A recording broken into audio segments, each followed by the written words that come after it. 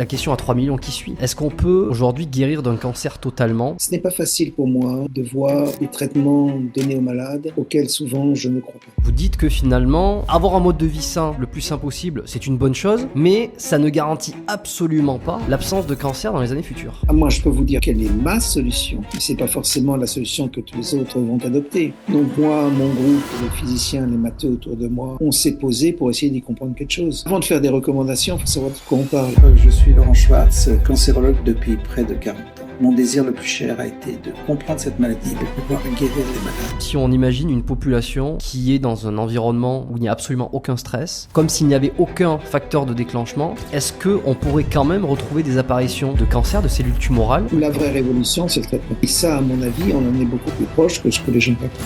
Les pollutions, le plastique, ce sont des éléments de facteurs de risque ou d'aggravation de cancer. C'est pas clair pour moi qu'on soit dans un monde plus pollué que le monde dans lequel étaient nos ancêtres. Les vrais cancers sont les cancers agressifs et les techniques de dépistage ne savent pas ils passent au travers des luttes. Une révolution arrive, les scientifiques évidemment, mais de tout le monde en général.